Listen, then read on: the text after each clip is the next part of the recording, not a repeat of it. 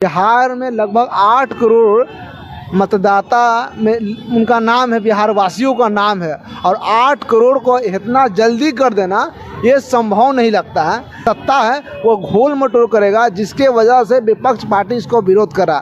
लेकिन मैं बताऊं, ऐसे नियम को चुनाव आयोग लाया है तो हमारे हिसाब से नहीं लाना चाहिए। अब उसमें जो लिखा हुआ है कि डेट ऑफ बर्थ है, हमारा उम्र 28 साल है, हमको ही डेट ऑफ बर्थ नहीं बना हुआ है। नमस्कार दोस्तों, चुनावी महासंग्राम का बिगुल बज चुका है 2025 का। बिहार विधानसभा का जो चुनावी जो महासंग्राम है, इसमें सभी लोगों ने अपना अपना कमर कस लिया है, चाहे वो हो या चुनाव आयुक्त हो। चुनाव आयुक्त ने भी नए कदम उठाए हैं, घर घर जाकर दस्तावेज जांचने का जो प्रतिकलन उन्होंने शुरू किया है और वोटर नए तरीके से बनाने का, उस पर हम चर्चा करेंगे, जनता का राय लेंगे। जनता क्या कहती है, आइए जानते हैं इसके बारे में। देखिए, चुनाव आयोग जो इस तरह का मुद्दा लेके आया है, जाहिर सी बात है विपक्ष पार्टी इसको विरोध कर रहा, विरोध नहीं है। और बिहार में लगभग 8 करोड़ मतदाता में उनका नाम है, बिहार वासियों का नाम है, और 8 करोड़ को इतना जल्दी कर देना ये संभव नहीं लगता है। तो शायद विपक्ष पार्टी को लगता होगा कि ये घोटाला झोल मटोल करेगा सरकार, या जिसकी सत्ता है वो घोल मटोल करेगा, जिसके वजह से विपक्ष पार्टी इसको विरोध कर रहा। लेकिन मैं बताऊं, ऐसे नियम को चुनाव आयोग लाया है तो हमारे हिसाब से नहीं लाना चाहिए। अब उसमें जो लिखा हुआ है कि डेट ऑफ बर्थ है, जिसके वोटर लिस्ट में नाम है, सूची में नाम है, तो उनको डेट ऑफ बर्थ देना होगा। सबसे पहले डेट ऑफ बर्थ देना होगा, यानी जन्म तिथि। तो जन्म तिथि हमारा उम्र 28 साल है, हमको ही डेट ऑफ बर्थ नहीं बना हुआ है। अब बीएलओ जो आएगा गांव-गांव में सूची में नाम कैसे सूची के ही वोटर आई कार्ड के जगह आप जन्म प्रमाण पत्र मांगेगा कि आधार कार्ड मांगेगा कि पासपोर्ट मांगेगा कि पैन कार्ड मांगेगा। अब वहाँ पर डिपेंड करती रहेगा।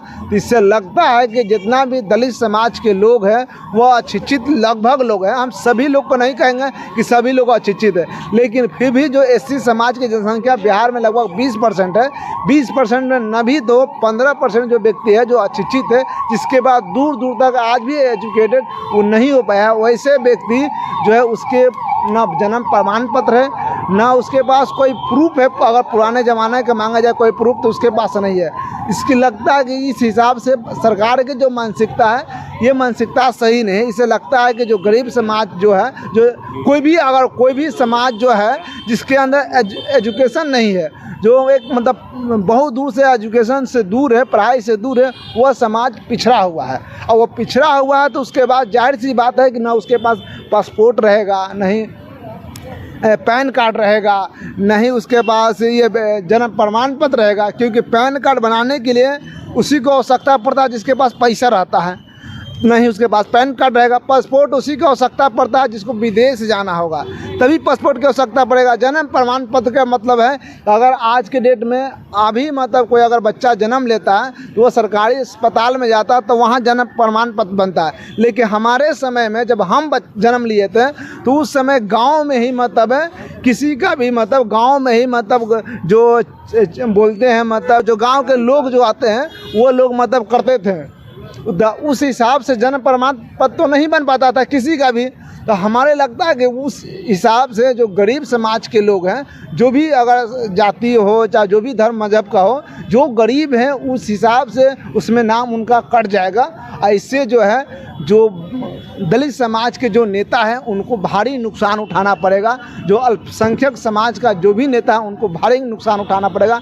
और इससे है जो भारी, और इसमें जो है सत्ता पार्टी जो सत्ता पार्टी है जो मजबूत है, जो पीढ़ी दर पीढ़ी पढ़ते हुए आया है, उसके पास साधन संसाधन सब कुछ मिला। उसके पास आज भी जो है, आज भी क्या, जब हमारी भारत जब आज़ाद नहीं हुआ था, जब अंग्रेज के शासन में भारत चल रहा था, उस ज़माने में जिसके पास पैसा था उसके पास भी सब कुछ था। उस ज़माने में जब भारत गुलाम था तो गांधी जी विदेश जाके पढ़ाई किए थे। अम्बेडकर इससे खुश नहीं है, इस कानून से खुश नहीं है, इनसे वापस लेना चाहिए।